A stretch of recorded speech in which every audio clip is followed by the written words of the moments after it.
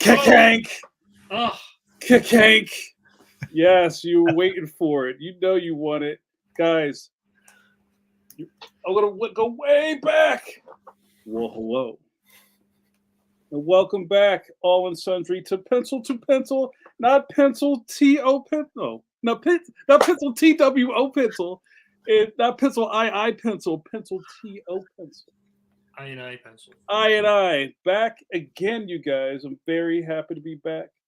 Guys, this is a weekly, every Wednesday, 8 p.m. EST live stream brought to you by expert cartoonists. Isn't that amazing? How often can you say that in your normal day-to-day life? Brought to you by three very handsome hosts. I am your first host. My name is JAMAR NICHOLAS. In the traditional book space, I'm usually a cartoonist, but they call me an author, illustrator. I have a graphic novel series at Scholastic under the graphics imprint. Leon the Extraordinary is on sale now. But wait a minute, there's more. Leon, Worst Friends Forever, will be on sale this fall. The next volume in the Leon series. I'm very excited. When this fall? By minute. But I would be remiss if I did not introduce my other co-host. In some circles, he is known as the world heavyweight champion of webcomics. He goes by Stone Cold Steve Conley. What's up, Steve Conley? Hello, gentlemen. You got your camera went all exciting there. That was fantastic. Yeah. Hello, everybody. I missed you. I've missed us. I miss us. Yes. Yeah. My name is Steve Conley. I write and draw the webcomic The Middle Age. Episode 299 went up about a week and a half ago. I'm working on episode 300 now, but you can catch up at middleagecomic.com. It's over on Webtoons and Tapas and Go Comics and all those lovely places. And then you can check out my role-playing game work as well. Check out Intoximancy, the upcoming Nibblemancy. It's fun. It's fun. But I think I would be remiss. I think that's the word. Yeah, remiss. You might be in remissions. I'm out of practice. If I didn't introduce the unstoppable force of comics, Mr. Mike Manley.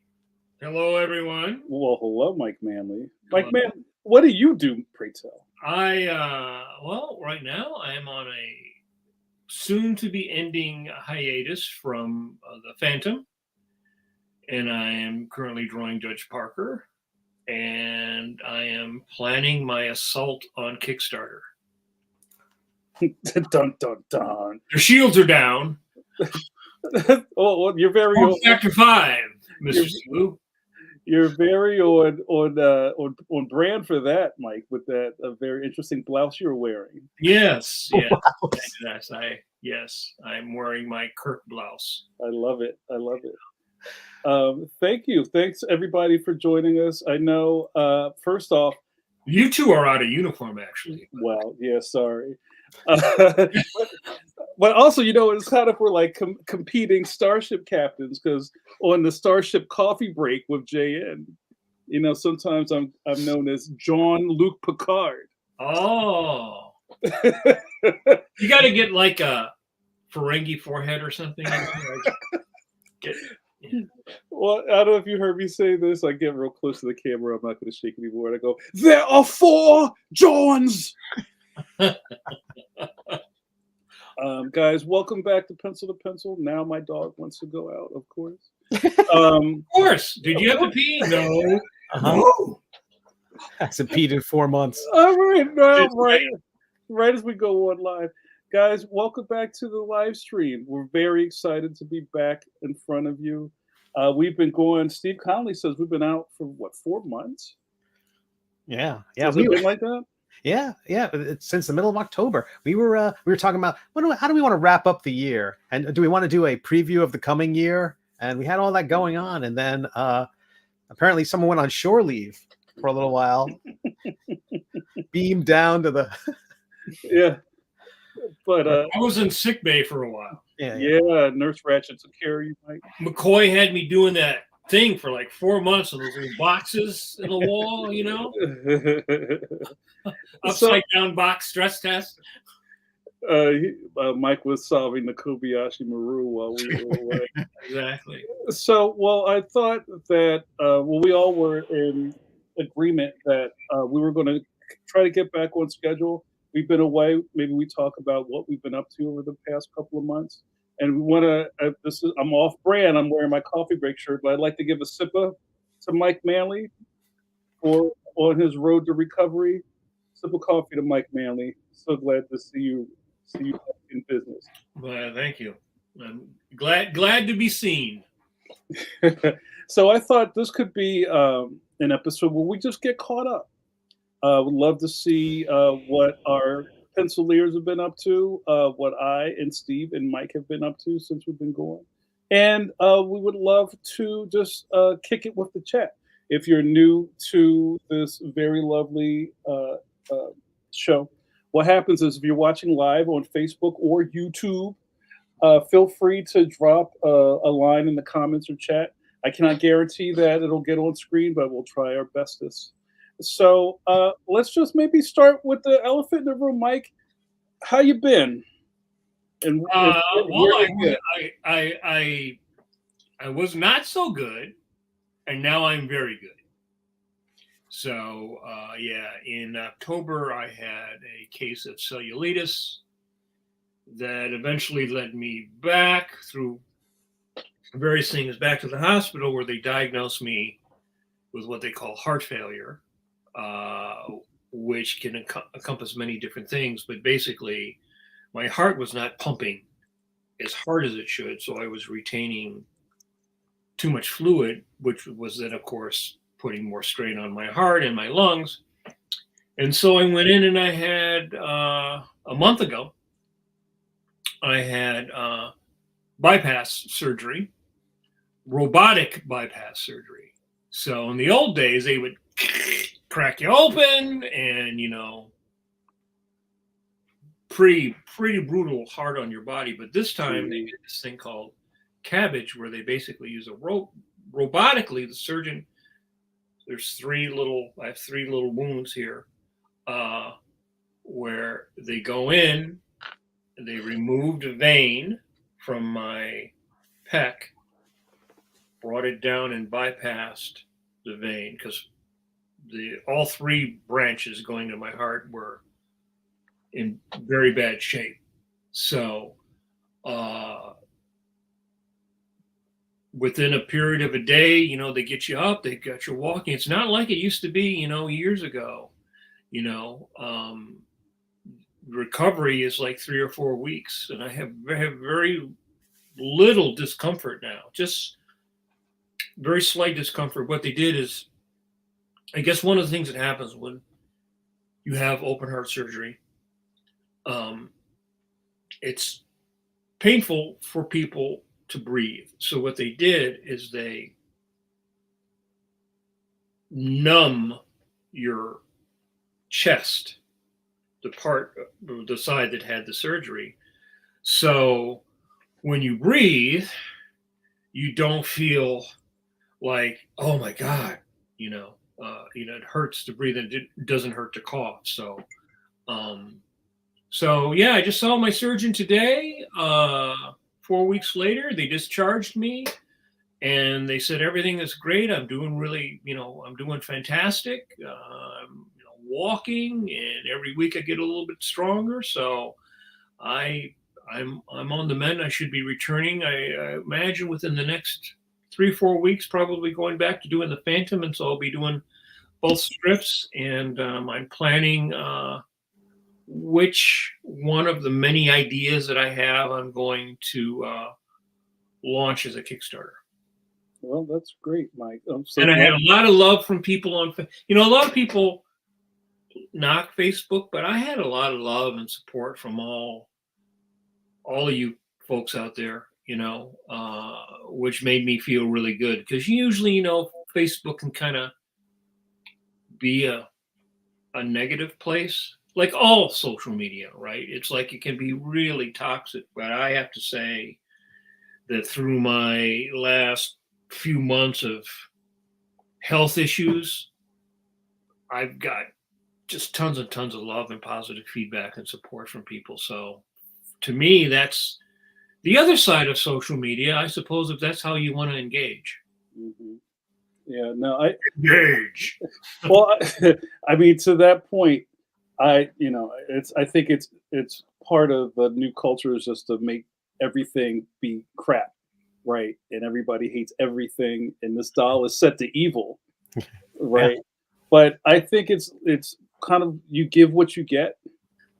I think in every walk of life. So, if you're putting good stuff on the socials, you should get it back. That's just how I feel. And, I'm glad to see the love for you, Mike. Is Yeah. fantastic. Well, sometimes people say, well, you don't want an echo chamber, but yeah, you kind of do want an echo chamber because from the standpoint, if you're going to be, for me, social media is a way of engaging with friends, family, fans, people who share similar interests in, entertainment and comics. And, you know, no one has, in my experience now, in 15 years, I think on Facebook alone. Jesus, it's been that long? It's been that long, yeah, because the memories, every Yeah. day go, oh, look back at your memories, right? And it's like 15 years now, right? No one has ever changed anyone else's mind. Ever, ever in my experience. No one said, Jack Kirby sucks. Well, actually, no, he's a genius, right? No one, and especially with politics, you just go down the rabbit hole. So I choose not to engage with it in that way, and I really pared down my friends list and my feed. So it's they still show me stuff I don't want to see. They still show me weird ads and stuff that I'm not interested in.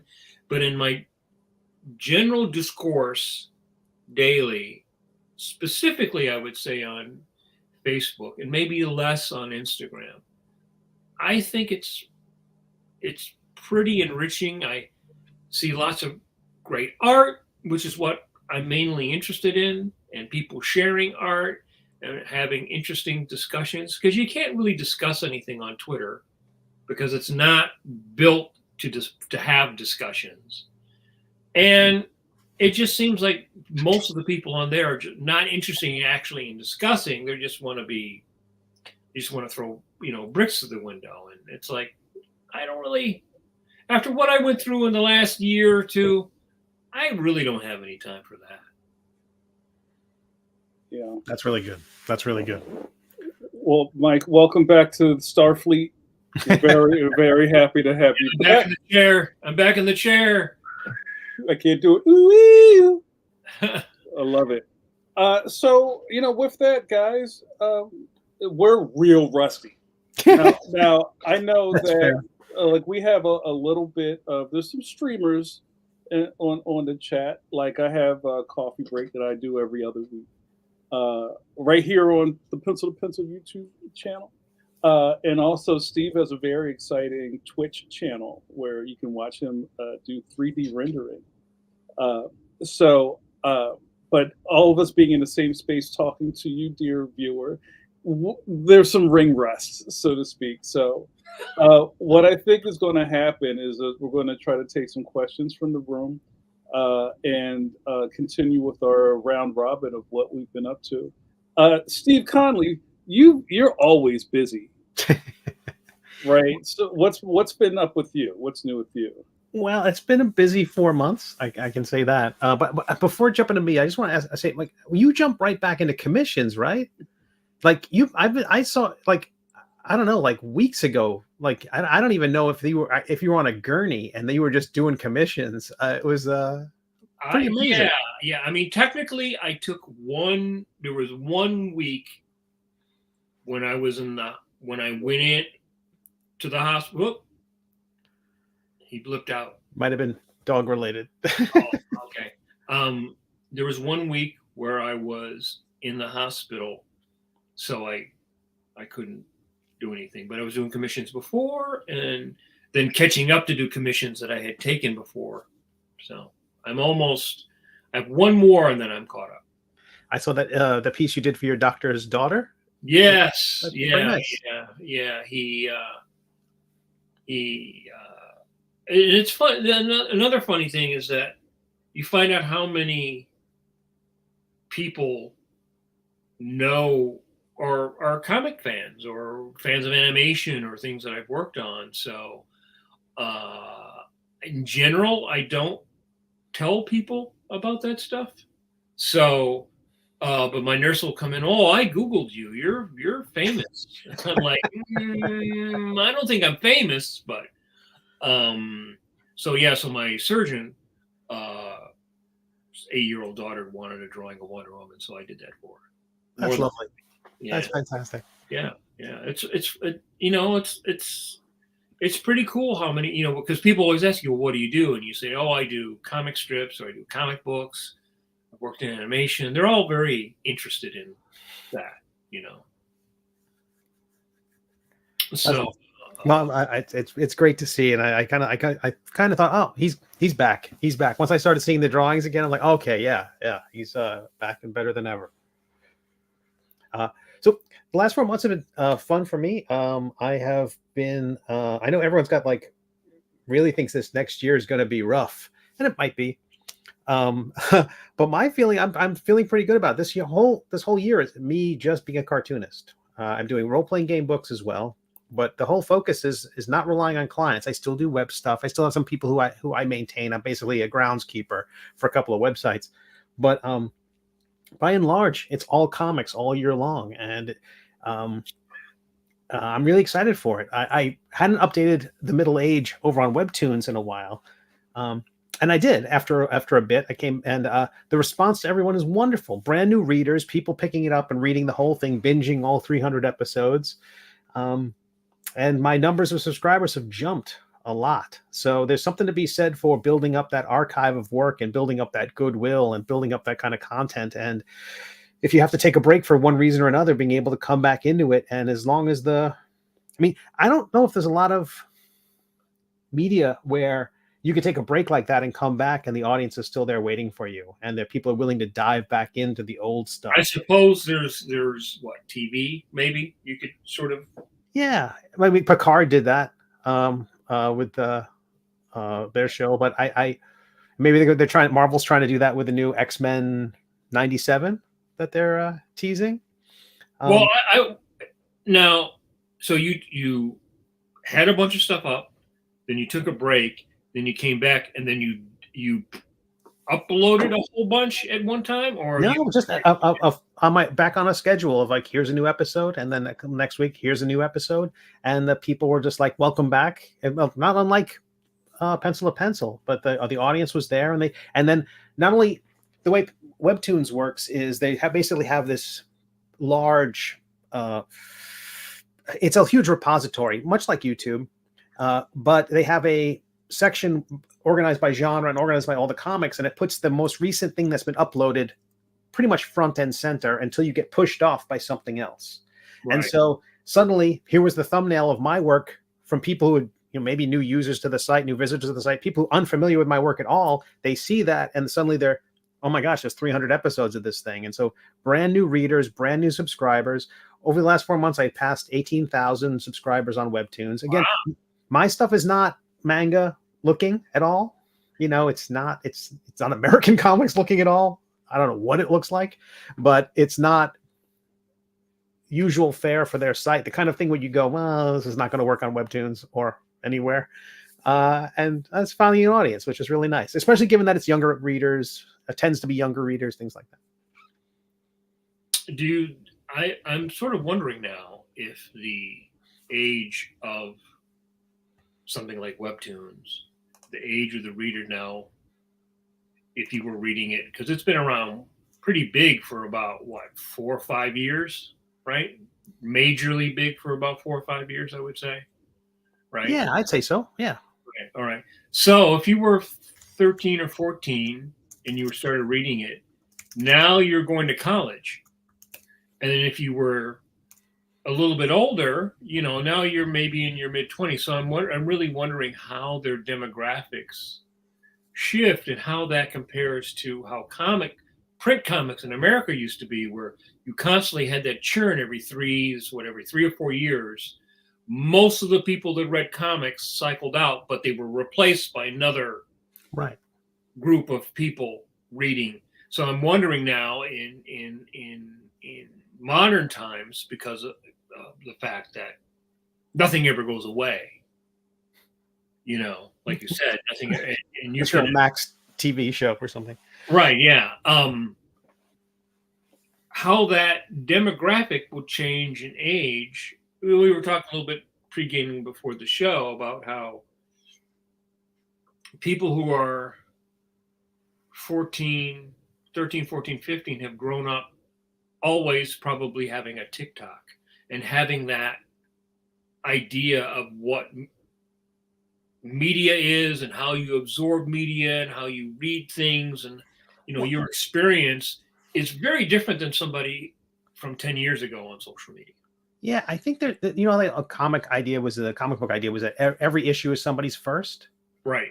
I feel like that's if you're doing web comics and you're putting your stuff everywhere or as many places as you can reasonably, then you're going to have that is more true than before. Like every episode of my comic is many people's first, and that's awesome. I think there's not a lot of great news coming the way of cartoonists, but I think that counts as some, at least for indie cartoonists. Well, that's why forever Marvel had that little banner at the top on the splash page that basically said, this is Peter Parker, got bit by a radioactive spider, blah, blah, blah, blah, blah, blah, blah, Spider-Man, right? So everybody would go like, oh, okay, if you're 8, you don't know, right? You pick this up. What is this?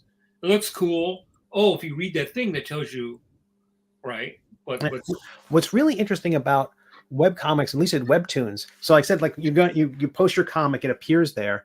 They click on it. They don't get taken to if they're a subscriber, they'll be taken to their most recent episode according to cookies and their subscriptions and stuff like that. But everybody else who sees it, they're taken to episode 1. They're shown my comic from 6 years ago, 7 years ago. It's like there's no need for that kind of intro box because you're not taken to the latest one, which is what you'd see in a newspaper. So it's a different way of thinking. In the newspaper, you get the latest one, and it has that first panel has to sum up 50 years of the series, or at least the previous arc. And now it just takes you to episode 1. So, maybe you want to update episode 1 every once in a while with a little. So there'll be a little drawing of you, like the Watcher, sitting there. I'm Steve Connelly. Welcome. People have said don't redraw your comics, but I think in terms of webtoons and Tapas and sites that do take you back to episode 1, it might be a good reason, not necessarily to redraw it, but maybe add something that says, "Welcome new readers." This is my comic, and that's what. I just have this funny vision of Steve Connelly in a toga with some Crocs.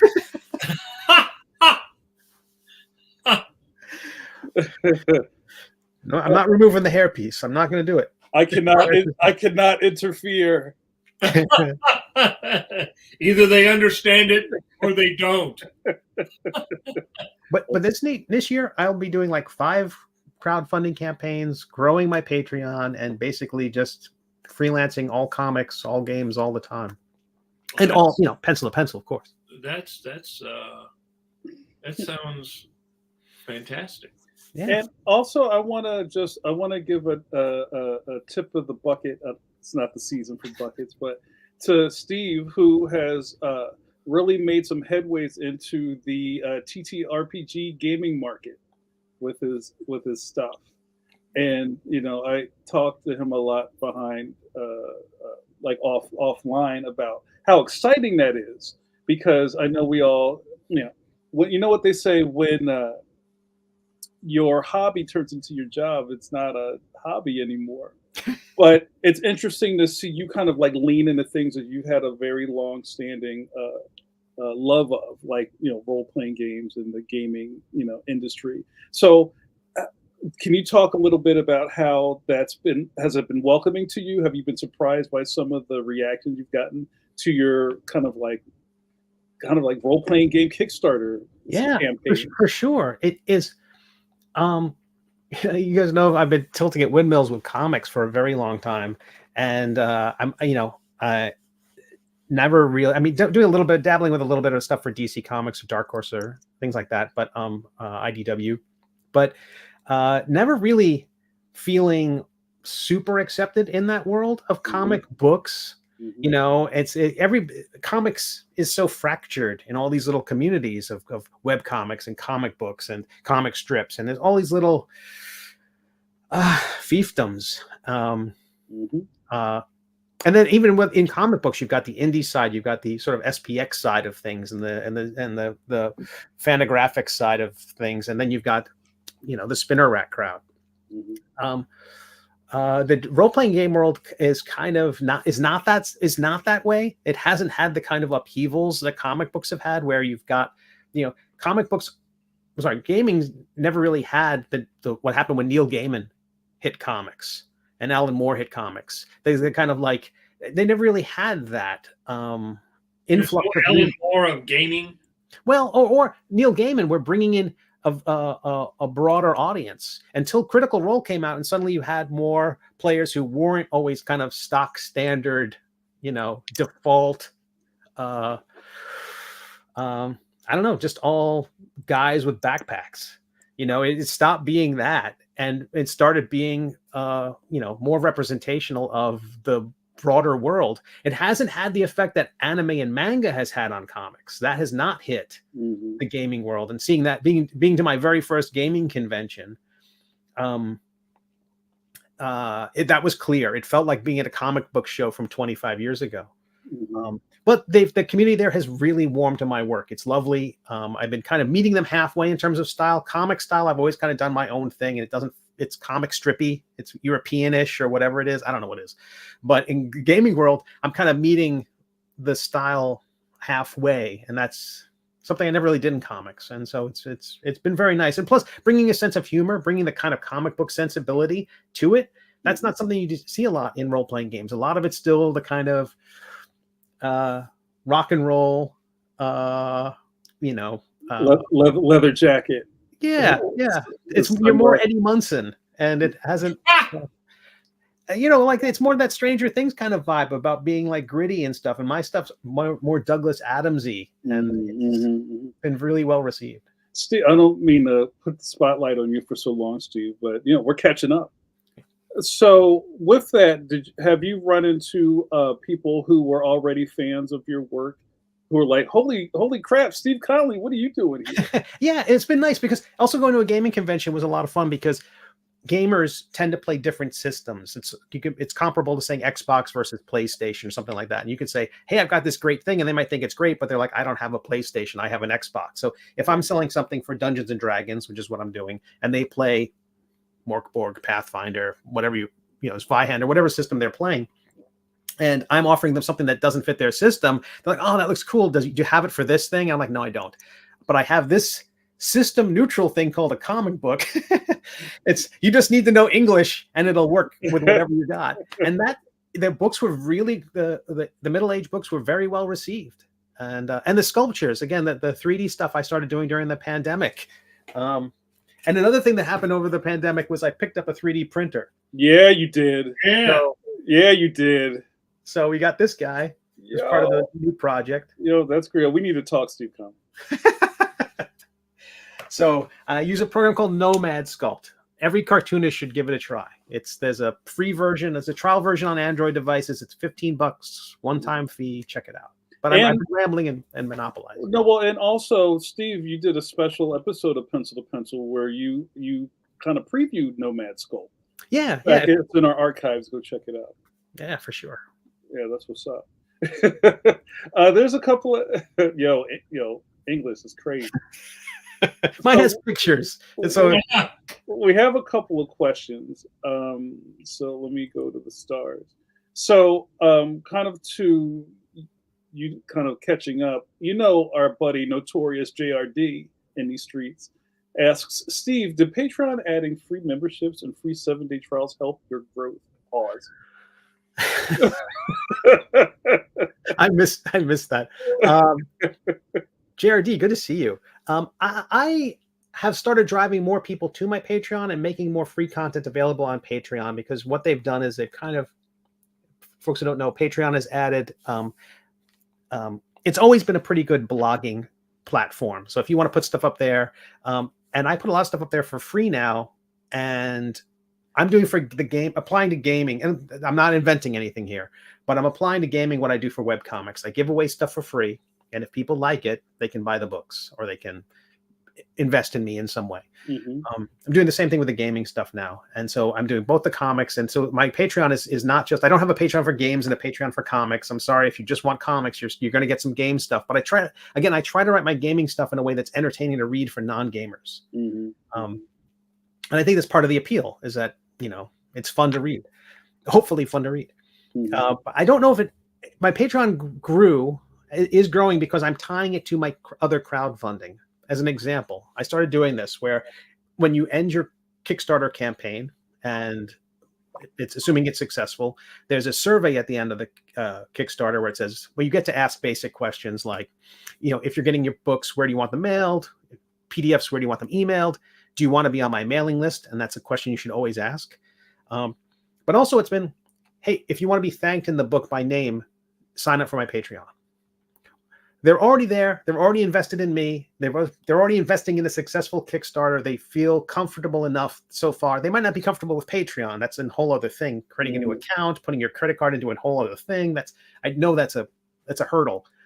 But when I do that during the campaign, I will get a big jump in Patreon supporters. So that Kickstarter survey, whether you run it through Kickstarter or through BackerKit, it's a really good idea to encourage people.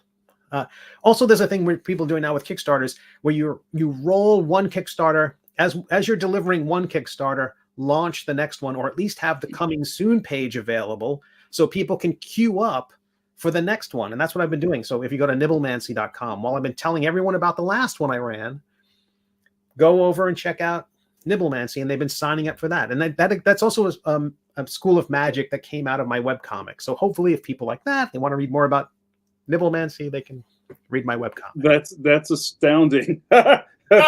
See what we did there? That you're just kind of like stacking Kickstarters at this point, which also means that you have to be so ahead of your own brain that you're thinking those many steps ahead. That's really great advice.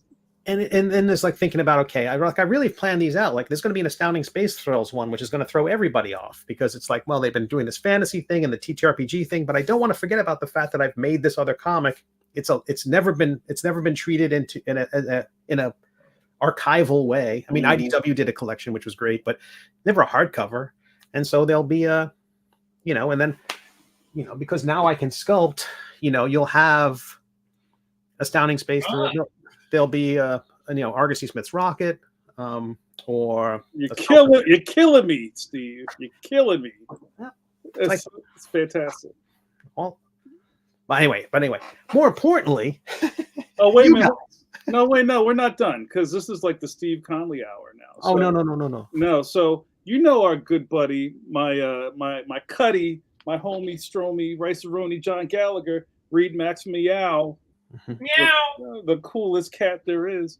John Gallagher says, is crowdfunding the future for most creators wanting to hold on to their intellectual properties? See, it's like I know what I'm doing, right?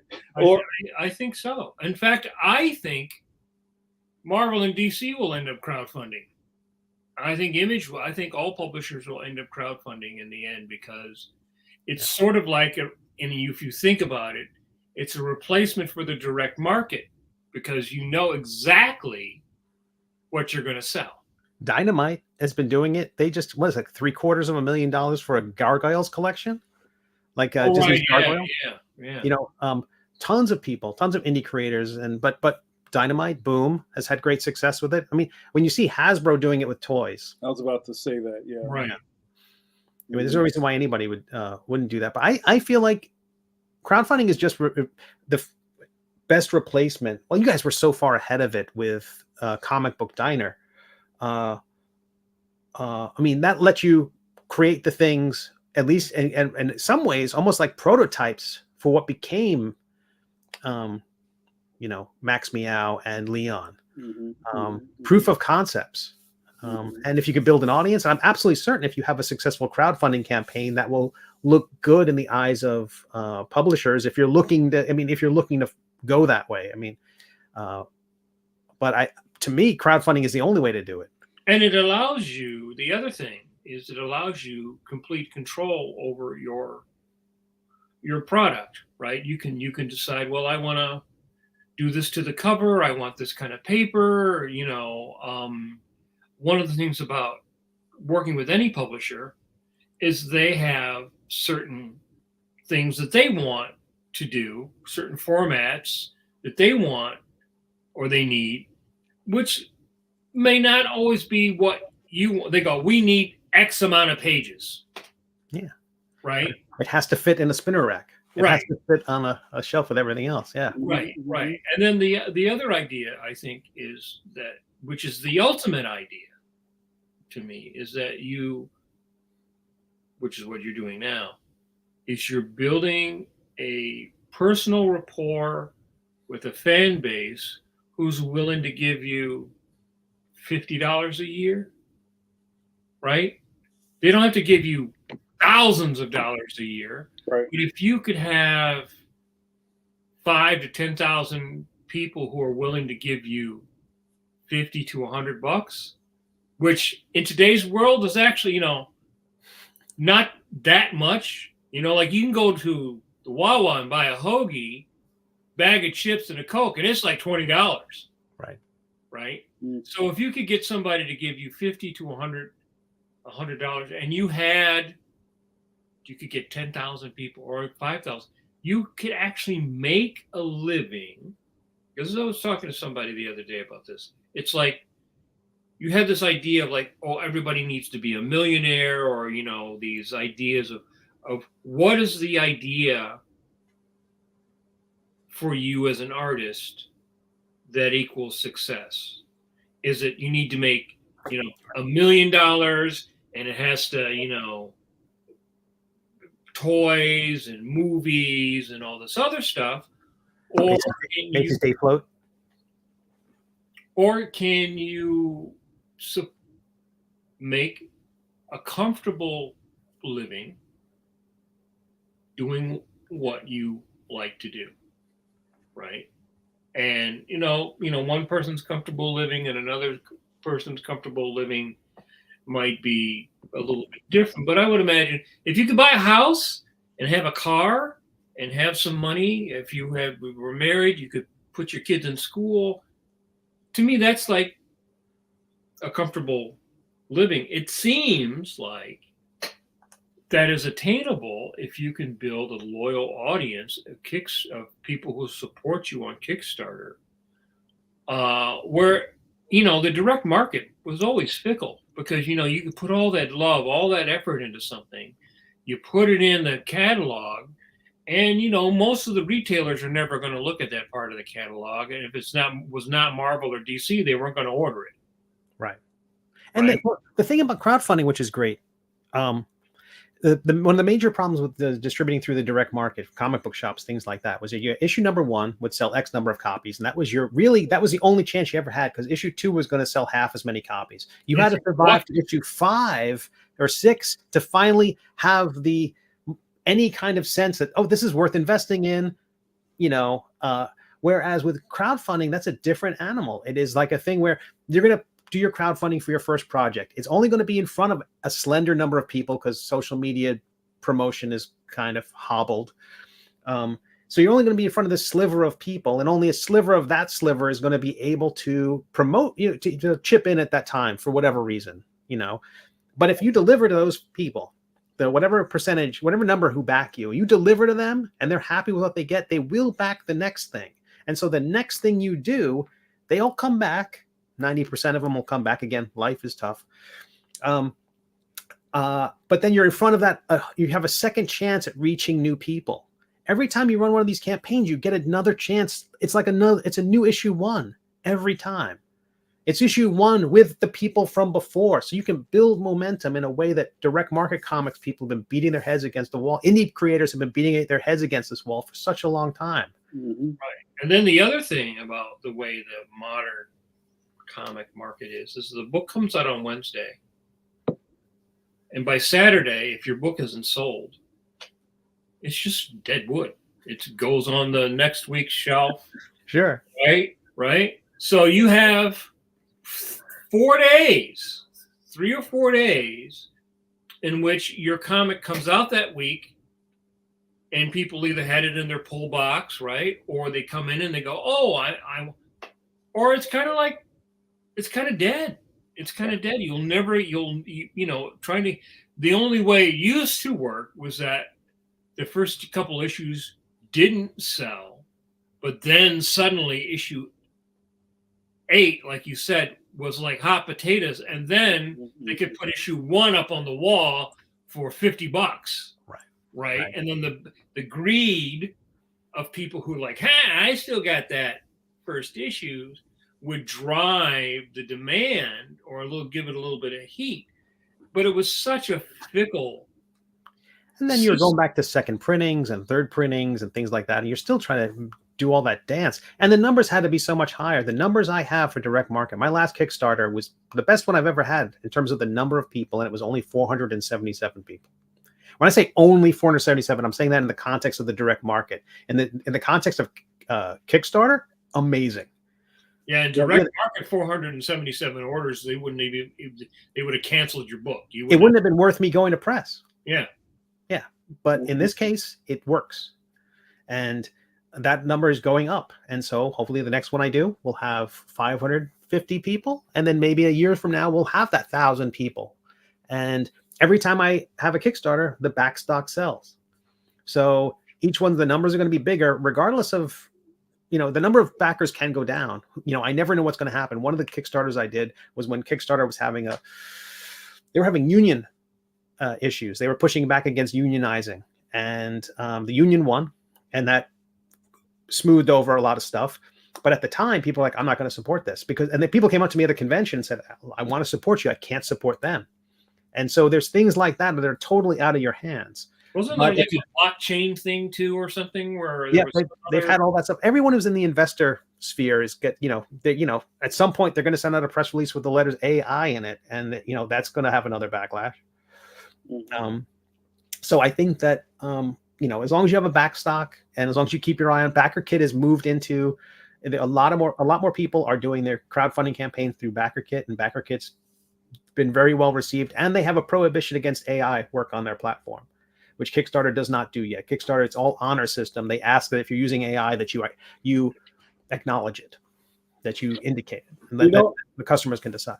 I wanted to throw something else in there about direct market stuff, or even just I talk a lot about kickstarting, and when we have these conversations on the podcast or in any other spaces, I always push back against the perceived ease of it. Yes, you can do it, but it is very, very complicated and difficult to execute well, right? And also just like the stress of your 20, 30-day campaign that's all you're doing, or you should be doing.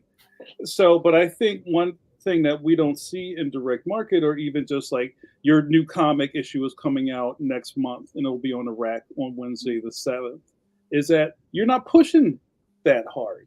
It's coming out, it'll come out, hey guys, go get my thing. Some of the local stores here in Philly do a really good job of advertising. They have little YouTube channels where they talk about what's coming out, but there's not a lot of that's a new thing. That's a new thing. That's a new, but there's not a lot of marketing from creative or the creators for their own stuff in comics. Well, the thing is that you can spend that money to buy the ad in previews, right? And you could buy a black and white ad, or you could buy a color ad, and when I was doing that 25 years ago, you did all your work, spent all the money, and then you're like, I hope enough people. The other thing I did was I got a list of like 300 or 500 retailers, and I called them. We talked about this before. I actually called them on the phone. Yeah. The fact was that most of them wouldn't. It wouldn't matter if you had 7-page full color ads with they're just like, no, we don't order any of that stuff.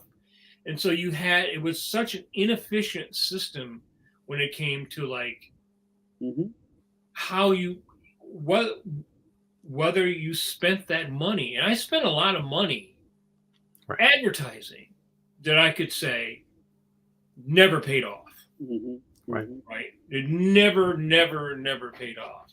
What paid off was the fact that people thought of me in a different way because I was doing my own stuff and because of the kind of stuff that I thought of, the kind of material I was producing, but directly, no, was not a financial windfall.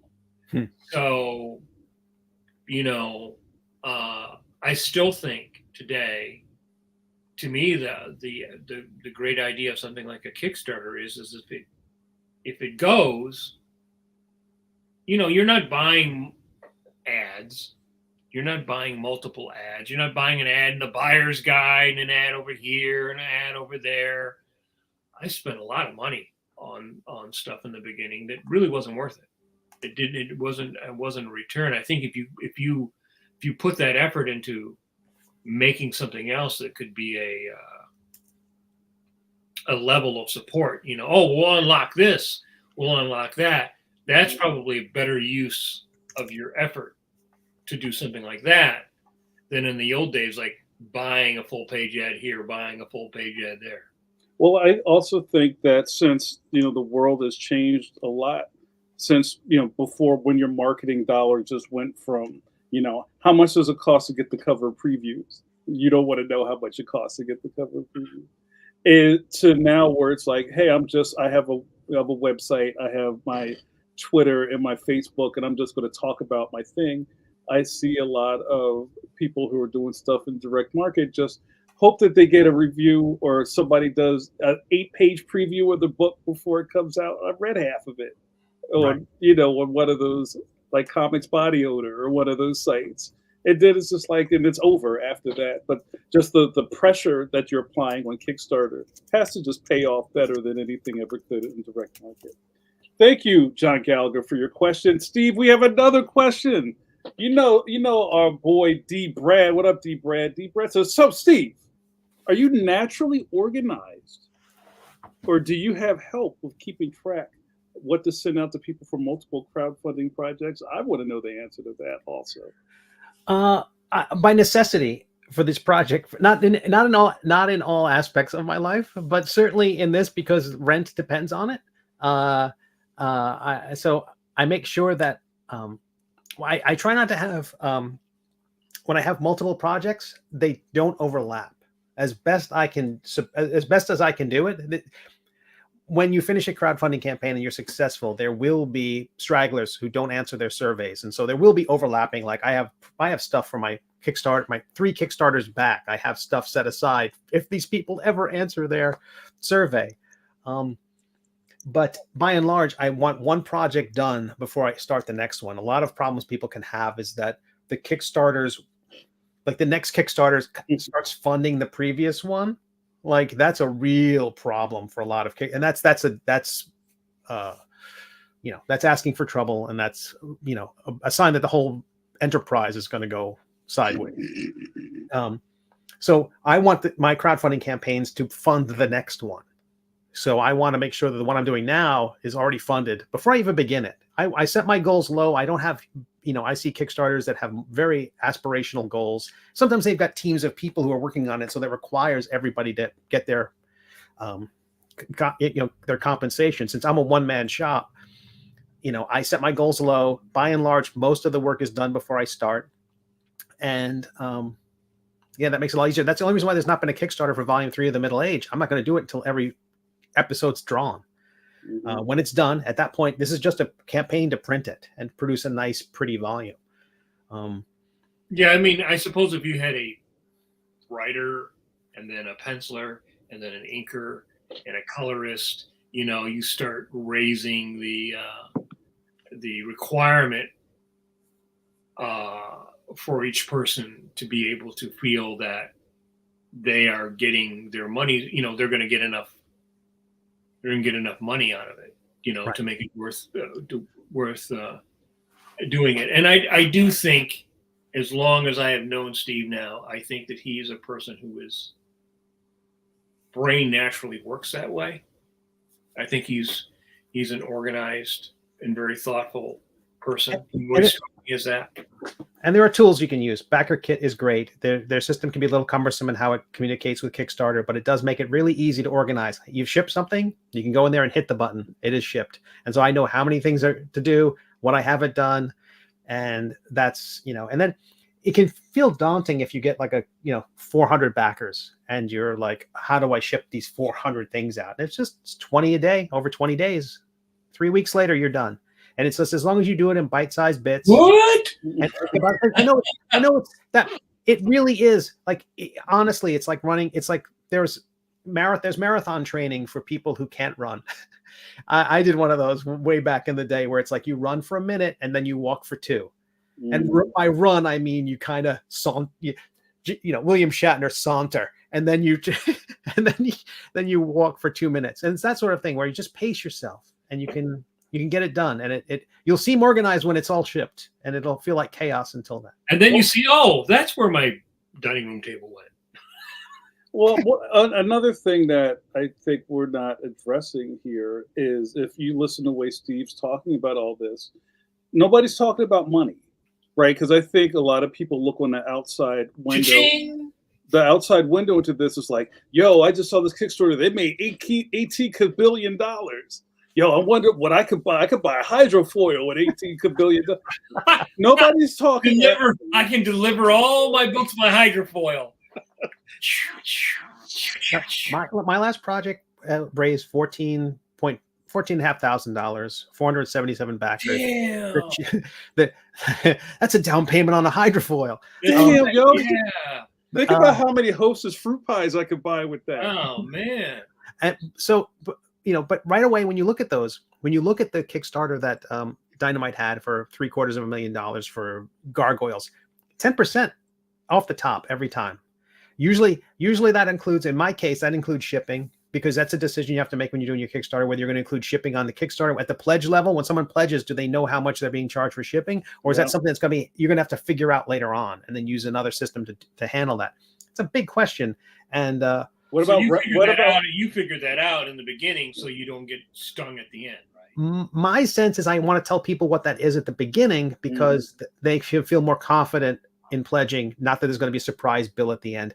And the problem with that is they take 10% of everything, including what you charge for shipping. So if it costs you $10 to ship something, you better charge $11.10 or whatever it's going to be. Here's the other thing.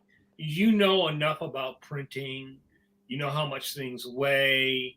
You know how much your envelopes cost. I mean, one of the things about doing this is that if you're going to do it, you need to invest the time to know about those things, because I've advised other younger friends about doing stuff, and I said, it's like, if you don't know anything about printing, you got to learn about printing. You have to learn how to talk to the printer. You have to know, like Steve helped me with the pirate ship software, the shipping service. The shipping, there's services that will do all that for you. You ship your book to them, and then they will fulfill it. Yeah. But that's coming out of your bottom line. And now if you're the kind of person who goes like, I just want to draw, I don't want to do any of that other stuff, then you have to be able to figure that out. Yeah. And maybe that's not crowdfunding. Maybe it's what Rick Veitch uploading his files to Kindle and Amazon. And then everything they order, people buy their books from Amazon. Amazon prints them and sends them off. Rick never sees the copy of the book itself. Or you work with Kablam, who has fulfillment. So again, you never have to touch the books. You send them the files, you send them the list of backers, and they mail them out for you. What about this new thing I keep hearing about, Zoop? Zoop is comic. You mentioned that to me the other day. Yeah, Zoop is comic centric. They are. I've seen. They've been at comic conventions. I've talked to a few of the folks there. They are specifically for comic books. They're a newer company. Floppies, you mean? Yeah, and graphic novels. Okay. It's from when I talked to one of the people there. He's looking for his card. That's how old we are. Jordan, they were talking about fulfillment as well. So they could be a campaign and that they would handle the printing and all that for you. Again, something you have to handle. There are questions with that. Like sometimes people will offer a signed copy of a book. The way Kablam handles that is they will send you some blank paper the size of the book before it's trimmed. You sign that and mail those back, and then they will, as I understand it, they will sort that into the book. So those pages they bind your signature page into the. Or you handle it the other way, the way I know like Brad Geiger does it, where they will get I don't think I have them there, but they'll get book plates made. And you sign the book plate and include that with the book. And if they want to attach it to the book, they can. If they want to keep it separate and frame it, they can. Right. There's so many options out there. And I also know that you can get frozen by choice, but really a lot of this is just, you just have to do something, do it. And it's probably, it may fail horribly, but now you know, and you can course correct for the next one. If they want me to sign something, you got to catch me outside. And how about that? In addition to Zoop, there's also one called Crowdfunder with no with an R, right? Yeah, no E at the end there. And that they are a sponsor of SPX a lot, so I know they're comic friendly. We're running out of names now. Things are like Zoop. Yeah. Meh. Yeah. Oh, so there's another question. Now this is more for the room. You know, the fantastic cartoonist George Gant. And we had George on the live stream last year sometime. A couple of years ago now. Go check out the archive. Another syndicated cartoonist friend of the channel. George asks, I know this might sound silly, but is there such a thing as pushing or promoting too hard? That's a good question.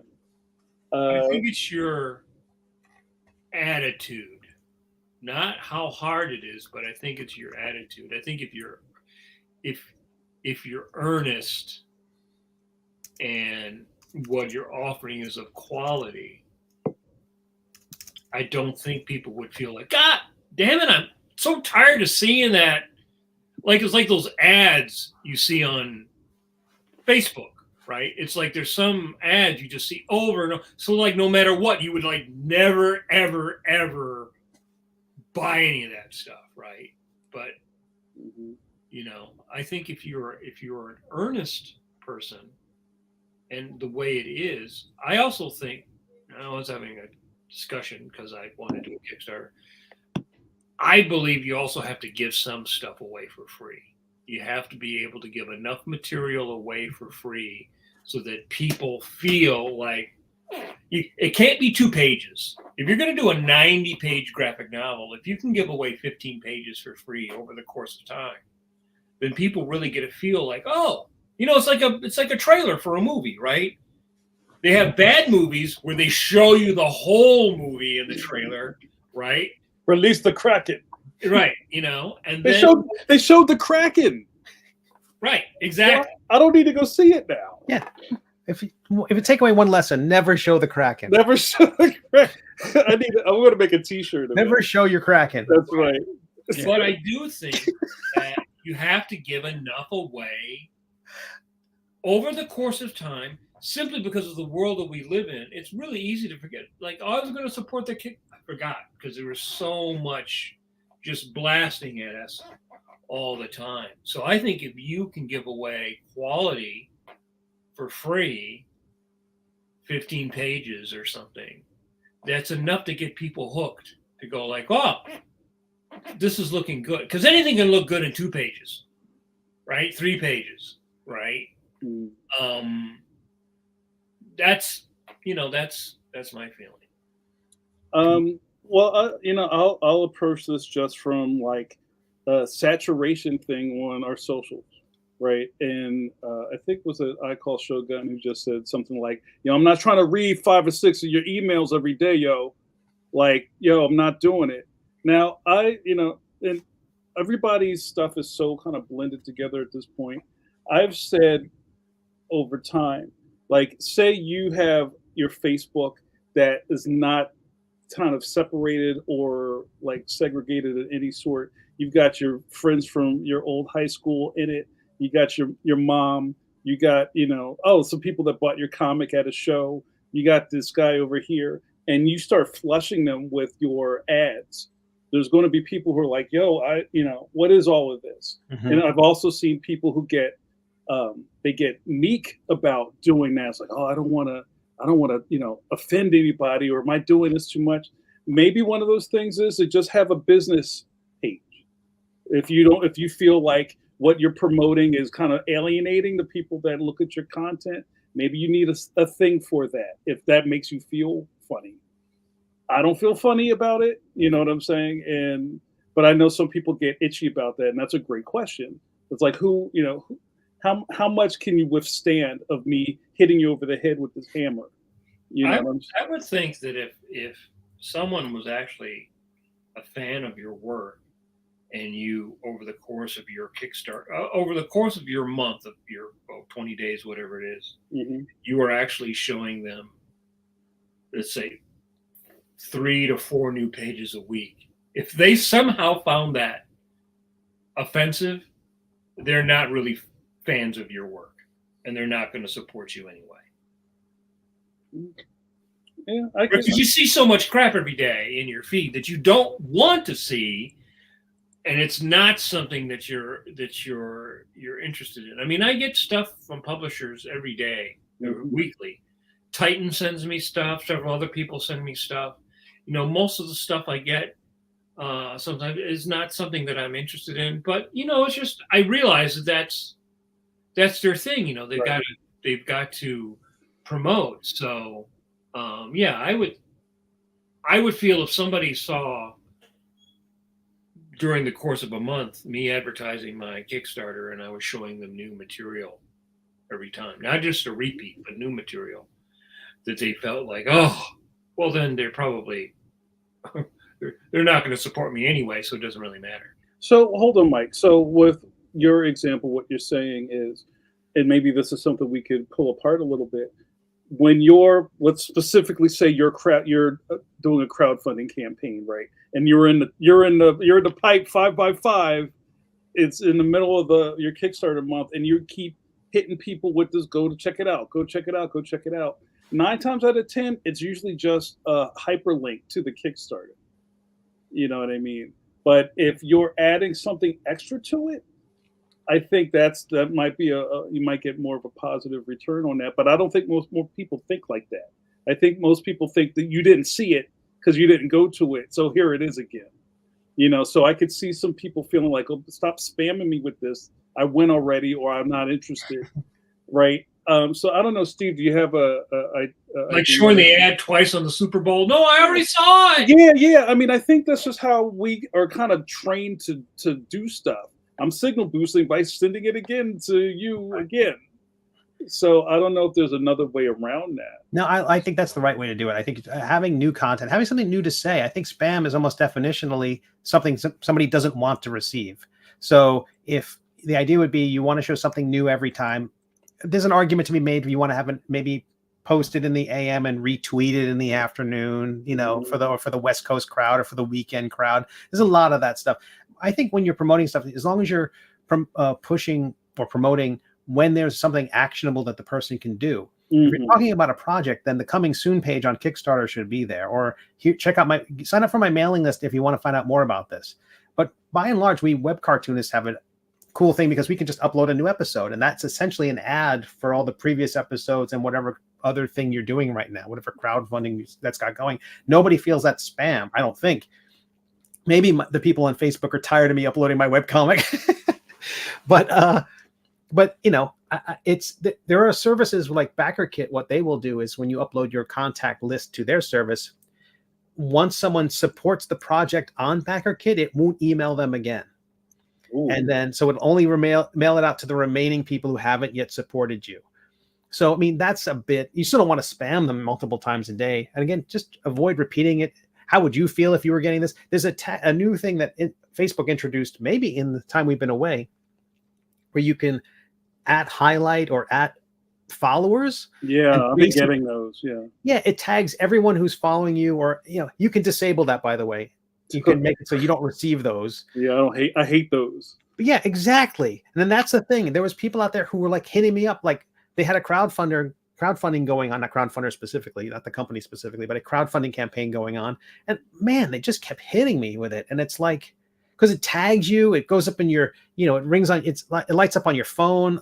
It's all up in your phone. Yeah, it's invasive. It's awful. It's awful. So the Facebook story, when I launched the Kickstarter campaign for Volume 3 of the Middle Age, that will be the first time I'm going to post to my Facebook story, because I know Facebook wants to encourage me to use that system. And so if they want me to use it, I'm going to use it. They'll have to fight a link if they want me to do it or something like that. So maybe the last thing I'll add to this is George's question is, and maybe as someone who is like a cartoonist who's just trying to get their strips in front of people, I know there's millions of ways to do that. And maybe there's even a thing where you have a schedule that is kind of in the public eye. Hey guys, I post a new strip every Monday, Wednesday, and Saturday, and people kind of wait to see it. And if people are sick of your scheduled posting, then like Mike says, they probably aren't a fan of yours anyway.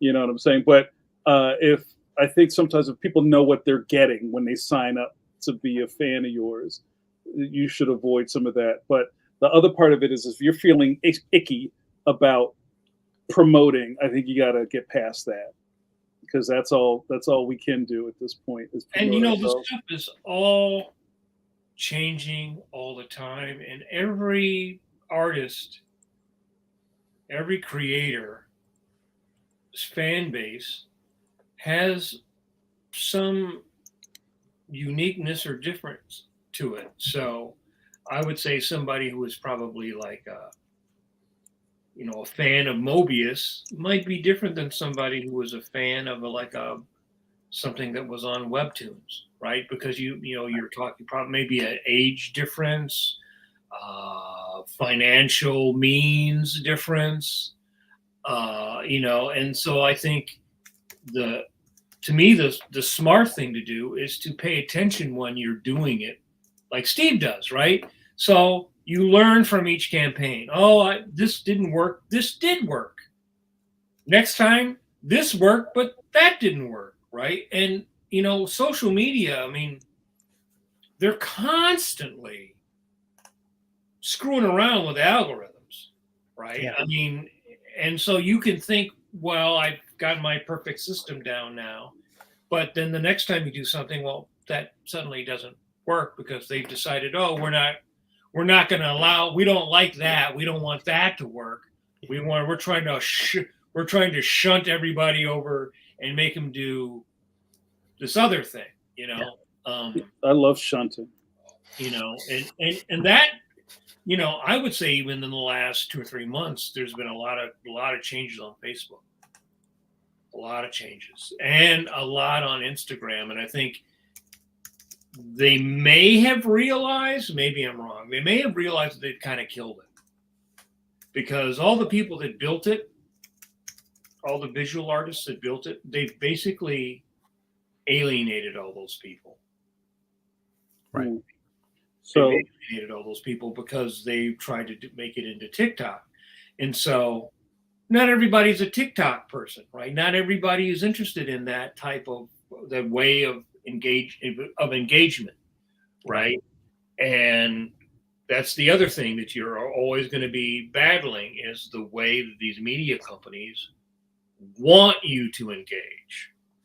Even with your advertisement, the way that they want, like now it's not worth to spend any money on Instagram to advertise.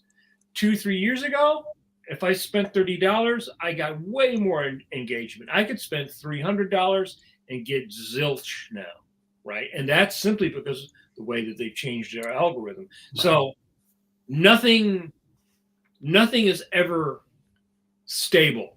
Yeah, almost by the time we have figured it out, the marketing weasels will have ruined it. So, this marketing weasel, yeah. I love it. Hey, thanks, George. That was a good question. I hope it was answered by this expert panel of cartoonists. I mean, I think in the end, cartoonists coming up are going to be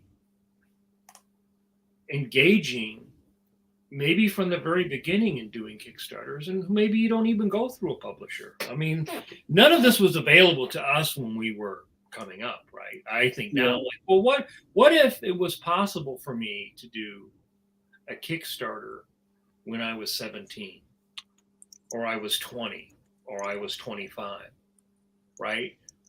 Will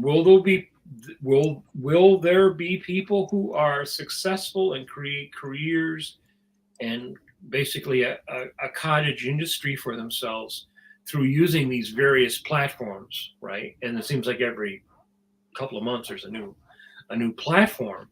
And I think the younger people don't have as much trouble with the adoption of these new systems, where there's still a fair amount of people in my wheelhouse, my era, my demographic, who are still kind of like, I'm not so sure about this way of working, you know. I don't really want to do that, you know. I don't want to do a web comic, or I don't, you know, I only want to do certain things a certain way. And I don't think anybody gets the luxury, unfortunately, of being able to do that right now. Mm-hmm. Mm-hmm. You just that voice made me think of the old Mighty Mouse cartoon where the mouse is going, "You're going to be in trouble when my father gets here." And a giant mouse shows up. You know, I mean, just within the last, 5 years, right? How things have changed. And like I said, when I look at every morning, you know, Facebook reminds me, oh, your memories. You look back 15 years on Facebook, how different it was, how the engagement was, how people were sort of really excited about it. And we're all sort of addicted to it. We all use it, but nobody's really excited about it at this point. It's sort of like, well, I have to try to figure out the way that I can try to use it for me. And then once you think you figured it out, it's like, oh no, they switch all the bottles around. And it's like, well, that's not working anymore. 3-card internet. Yeah. You know, it's especially the last, I would say, like 2 years. Mm-hmm. If you're a visual artist but not a video artist, there was a lot of people doing videos of like inking and doing this and that. I don't think that has pull anymore. I really don't. I don't think that has the pull that it used to, right? And there are some reports that never did, that some of those numbers were inflated for video, and that all of them wanted to transition to video, and it didn't really pan out. Well, one of the things I do when I look at my numbers on my Instagram, so therefore, what was it, last month, my numbers are really going up. Then suddenly, they're really going down. I'm not doing anything different. My numbers went up. My viewership went up. Everything was going up. I wasn't buying ads. I wasn't doing anything. Posting basically the same kind of stuff now this month, everything is going down. I think they're doing that on purpose. They were also subscribing me to people that I was not subscribing to. Yeah, that's a thing. Right? And all of a sudden I would see the shit in my feed and go like, what? Right? So I think what they do is they inflate you, right, to try to get you excited, and then they drop all the robots out, right? They mess around with your numbers, figuring that will force you to do what they want you to do to get your numbers to go back up. Yep. I would not be surprised, Mike Manley. We're about to we're veering into the right lane. We're going to start making our way off to the exit. Our buddy from the P and Dubs, I call Shogun, says Facebook wanted video, sold it super hard. Pause. Wrecked news reporting, and made up all the numbers. Yeah, it's crazy. It's wild, yo. So before we get out of here, Steve was nice enough to say, "Hey, JM, what have you been doing?" And thank you, I appreciate that. Yeah, thanks for asking. So the big thing coming out of my studio is that I'm writing the third book of Leon right now. So You seem like you were just writing one. I know, right? It's wild. And even though the dates have moved around a little bit, I think this is what it is. It's sticking. Leon, worst friends forever. Can I share the cover with you guys? Please. I'm gonna cover somebody's face. Well, Over that's here. number 2. Yeah, this is the new one. Sorry, Mike. This is the new. Hold on, Steve. Can you move the things around? You got all the. Yes, the I can somehow. Yeah, we're rusty. Leon, Worst Friends Forever is the next volume in the Leon the Extraordinary series, published by Scholastic on the graphics and print, which will be in stores October 1st, 2024. October 1st. 2024. You know what else is coming, Mike Manley? Leon-tober is coming back. Oh, back. Oh, Leon-tober's coming back. I'm ready for it. Leon is Mr. October, not Reggie Jackson. Is Leon now. So I'm very excited. But what you can do, you guys, is spread the word, not only for Pencil to Pencil, not only for Coffee Break with JN, not only for Steve Conley's Twitch stream. For Leon, you can pre-order now wherever books are sold. It should be Worstober. Worstober. I like that. Worstober. I might have to put a hashtag on that. So what's really important, you guys, and we've been talking all about the goalposts being moved. Some people may think, hey, that's great. You're a Scholastic. You don't have to worry about nothing. And you just sit on your pile of money. It's not how that works. Look at that. I can see some right below you right now. That's spinach in my teeth. Oh. So pre-ordering is super important, you guys. If you don't like Bezos, you don't got to go there. You can go to Target, Walmart, your local book chain, which I really appreciate, like your indie book market, bookshop.org, wherever you like to get books. Please, please, please, please help sell this book. Thank you so much. What happened, Steve? We here? We good? Yeah, we're good. I clicked the wrong thing. I'm out of practice. You should definitely do Worstober. I like Worstober. That's better than Leon-tober. Good job. Thank you. Eternity Forever says Worst Friends Forever. Yes, pre-order. Yes, pre-order. Yes, pre-order. Do you have the title for the? Do you have the working title for your third? I did. It may change. No, I'm not there yet. Do you submit a bunch of titles to them, and they go like, genius or no? No, I originally came into the contract with 3 titles in my head, and they kind of shift, from the beginning of it to kind of like where the story's going. So book 2 for a long time, and a lot of you guys know this, was going to be called Leon the Magnificent, and it changed to Worst Friends Forever, which I think is a lot better title, honestly. And the third book may change as well, but I think it's a moving, fluid thing, and that also makes it exciting to me as an author that maybe this doesn't work now. We'll do something else. And they go, okay, it sounds great. You know what I mean? It's not like, oh, page 76, you said it was called this, and that's what it is. It's like there's some freedom to move around here. Our good buddy Tony DePaul, hey, Tony, read The Phantom. Said, I sent 3 Leon hardcovers to a friend today for kids in his extended family. Thank you so much, Tony. Guys, Tony, be more like Tony DePaul, why don't you? Thank you so much. So yeah, a lot of love in the room, and I love that the team is always supporting. And I hate to have to harp on this kind of stuff. Like I got the thing at the bottom of the screen. Yo, if you love what we're doing, I know you haven't seen us in a while. You might be a little gun shy, but if you love what we're doing, hit that like button. Follow us, subscribe. All of that stuff helps. Tell your friends. Tell your mans. Tell your enemies. Your worst enemy, your worst friends. Tell your worst friends. When you're at the corner store waiting for your chopped cheese, tell the dude standing next to you, yo, have you watched Pencil to Pencil? Yeah, yes, that's right. When you're in the Wawa, ordering their fantastic new pizza, you just like switch the screen. Oof. That's right. Pencil to Pencil. That's right. You know. You might think you're promoting too hard, but you're not. No. You're not. Yeah. That's the right amount. And you see how easy it was for me to promote that? It's not a problem. But yeah, thank you so much. Oh, hey, Jason, good to see you. Jason says, "Welcome back, Mike Manley." And as we kind of close the door in this episode, I want to just say thank you guys so much for inviting us back into your hearts.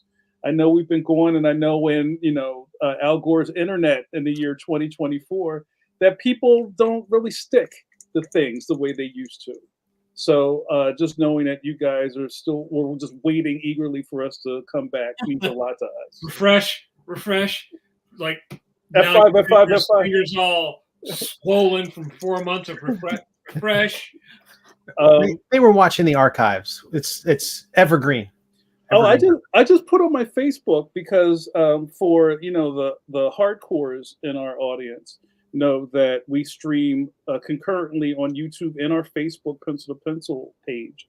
That there are probably 20 videos or more or interviews from the Facebook side that we never got on the YouTube because we started doing YouTube later. And I just posted in case you missed it, our Walton Weezy episode, Mike. All right, yeah. And that was before Stone Cold showed up, and Brett Blevins was the third host. So there's so much content, you guys. We probably had your favorite cartoonist on here at one point. Just go back and look. It's probably there, and they don't melt. They're evergreen. We are very evergreen. It doesn't disintegrate if you missed the live. Go back and watch it. We're still here, and I'm still handsome. Nothing changes. I love it. So, guys, we're going to start wrapping it up. Some other food for thought. Unless noted otherwise, we'll be back here Wednesdays at 8 p.m. EST. If you're like, oh, man, I didn't get a notification, well, you got to subscribe. And you got to make sure that you hit the little alarm bell that says, tell me when JN makes these things. And, your support means the most to us. Let's do a round of plugs for you guys. Mike, what's new with you? Are you like Instagram and Facebook, and what's the best way to find you online? Yeah, I Instagram and Facebook. I share stuff every day, so that's the best way to see what I'm up to. I'm always posting art, from new stuff to the archives, my endless archives, both on Facebook and on Instagram. I don't really Twitter much. I'm sort of letting my Twitter wither away. I mainly because it seems like most of the people that I used to engage with now they're gone. So they've all left. And also before we finish this plug part, where do you guys lean in? And I'm watching the time. How do you guys lean on this new kind of era of socials like Blue Sky and Tundra or Licorice or whatever this stuff's called? I don't know. I didn't do Threads. I did Blue Sky, but it's really there's no traction there. I'd say Blue Sky's picking up. They recently they made it free, right? They opened the doors to everybody, so it's not just invites now. And people were worried about the influx of trolls, but so far it seems fine. And Twitter is fine for me because I have it set up to followers. I'm only seeing it. My thread there is just the people I follow, so I'm not clicking on if there's a hot topic on there. I don't want to know what it is. I don't want to, it's going to be, hashtag Don Knotts. No, I'm not clicking. I love it. Steve, and you tell us very well, but where can we find you on these internets? You can read The Middle Age, which is my webcomic. You can read the first 299 episodes and catch up before episode 300 comes out over at middleagecomic.com. It's on Webtoons and Tapas and Go Comics. If you want to read my if you play Dungeons & Dragons or Tales of the Valiant and you want some fun stuff for that, you can check out Intoximancy and Death Dealing. Intoximancy.com or deathdealing.com, or just visit steveconley.com and check out my shop there. You can download books and buy books. And the next one I'm cooking up is called Nibblemancy. If you go to nibblemancy.com, spelled just like it sounds, you can check that out and sign up to be notified when it goes live. I love it. That's so nipplemancy is dope. I love it. And also, you guys never show your crack, and you heard it here first. That's right. And also on a way out, I've kind of I don't do much anymore, you guys. My Instagram is kind of lame. Like I just kind of post things when there's almost like an announcement, you know. Like I'm back on the road. I'm doing some light traveling. I'm not on tour yet, but it's close. I'm doing a lot of school visits. I have a couple of keynotes, those type of things. This author life keeps you really busy. So I have a lot of travel in my future. But you can always sign up for my. I'm starting a newsletter. If you go to jamarnicholas.com and you can click to see if you'd like to be on the studio newsletter, or you ready? If for your kids, for the shorties, the Leon Super Society newsletter is coming. So if you've ever, when you were a kid, if you were ever part of a fan club or had a newsletter or got mail when you were a kid, you'll get that with me. Oh, will there be a decoder ring? I'm working on Decoder it. John. Decoder John. That's fantastic. Let's hope. All right, you guys, that's it. Pencils down. We're getting out of here. Guys, thank you so much for hanging out with us. We'll be back here, God willing, 8 p.m. EST next week.